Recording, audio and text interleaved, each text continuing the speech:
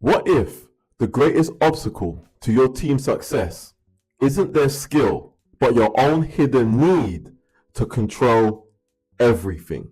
I'm Jordan Phillips, your personal advisor in leadership and team communication, and today we undertake a psychologist's deep dive into a common leadership challenge: the need for excessive control. We will unmask how this manifests through resistance to delegation, overly detailed monitoring, and prescribing process over outcome. We will explore its psychological roots in anxiety, mistrust, and perfectionism, and its profound, often suffocating impact on your team's authority, growth, and innovation.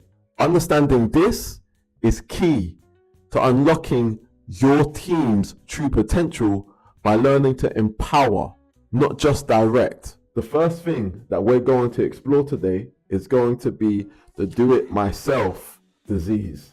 The resistance to delegation isn't usually about a lack of capable team members. More often, it stems from deep-seated psychological drivers, such as a profound mistrust in others' abilities to meet their standards, an intense fear of being accountable for others' perceived mistakes, or anxiety about losing a sense of importance. Their identity might be deeply entwined with being an expert, the one who delivers. The team experiences this not as a sign of the leader's high standards, but as a vote of no confidence. And as a result, skills remain undeveloped, motivation plummets, and individuals feel like they're infants. The leader inevitably becomes the bottleneck, ironically limiting the very output they so desperately seek to control, often leading to their own burnout. History, as always, provides cautionary tales of brilliant artisans or founders who failed to scale their ventures, not due to a lack of vision, but because their inability to delegate, to trust and empower others created an operational ceiling they themselves imposed. Take James Dyson, the brilliant inventor. Early on, his obsession with personally overseeing every prototype slowed team innovation and almost derailed production scaling. Only after building trust in his engineers did Dyson shift from lone inventor to global disruptor. The belief of only "I can get it right" is rarely a testament to a leader's singular skill. More often, it's a painful reflection of their inability to cultivate trust and unleash the latent skill in others, thereby stunting both the team's growth and their own capacity to lead strategically. And this reluctance to empower often extends beyond tasks into a pattern of relentless oversight. And that brings us onto micromanaging. So let's consider the leader who engages in overly detailed monitoring. This involves requiring excessive reporting, instituting constant check-ins that feel more like interrogations, and demanding granular updates that far exceed what's necessary for alignment. In these scenarios, the stated intention might be for you to stay informed or ensuring the quality of the work. However, the psychological root is often high anxiety that craves constant reassurance, a low tolerance for uncertainty, or a pervasive fear of mistakes made by others that they feel a compulsive need to preempt. It's an attempt to manage internal feelings of being out of control by exerting maximal external oversight. For the team, this doesn't feel like support, it feels like surveillance. Autonomy is systematically dismantled. Initiative is crushed. Because at the end of the day, why bother if every step is second guessed or redirected? And with that, you should ask yourself this: if your team only works well when you're watching, are they high performers or are they just surviving surveillance? Because this breeds resentment and a culture of dependency, significantly damaging the open communication and trust essential for a healthy team. And this isn't just modern business theory.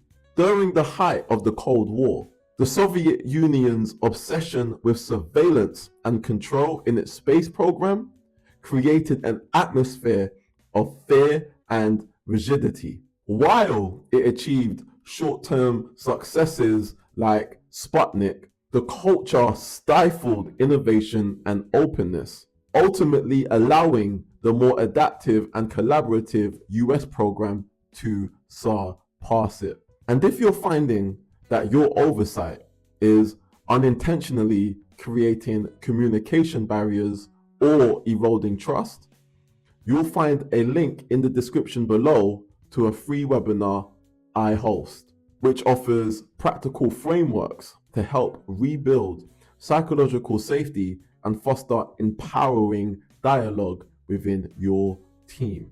Because excessive monitoring doesn't prevent failure or guarantee quality, it signals a profound lack of trust from the leader and suffocates the intrinsic motivation, creativity, and sense of ownership that are the true engines of excellence and innovation. This need for control can also manifest in a rigid adherence to how things are done, often at the expense of the outcome itself. And that brings us on to process over outcome. Finally, let's examine the leader who prescribes process over outcome. Here, the focus shifts from achieving the desired result to an inflexible adherence to a specific methodology, often the leader's preferred or predefined way, which means alternative approaches, even if potentially more efficient or innovative, are dismissed or discouraged. This behavior often stems from a psychological need for order and predictability, a rigidity of thought, or an intolerance for the ambiguity that often accompanies creative problem solving. Prescribing the how offers a comforting illusion of certainty and control over the unknown path to a solution. The team, however, experiences this as profoundly demotivating. Why? Because problem solvers are stifled, creativity is seen as non-compliant, and the organization may find itself clinging to outdated or inefficient practices simply because that's how we've always done it. And the organization may find itself clinging to outdated or inefficient practices simply because this is how we've always done it. Think of once dominated companies that faltered because their rigid adherence to established processes blinded them to disruptive innovations. Their meticulous internal order became a fortress against necessary change. Kodak famously clung to its chemical film processes even as its own engineers invented, and I repeat, invented the digital camera. Their unwillingness to deviate from how things were done cost them an empire. So when the how becomes more sacrosanct than the why or the what, the leader is no longer guiding the team towards a meaningful goal. Instead, they are policing a narrow pathway, often missing more innovative, effective routes that their team members might otherwise discover and champion. So as you can tell, These controlling patterns, born from internal anxieties, severely limit a team. But with that said, is there a way to loosen this grip? The answer is yes.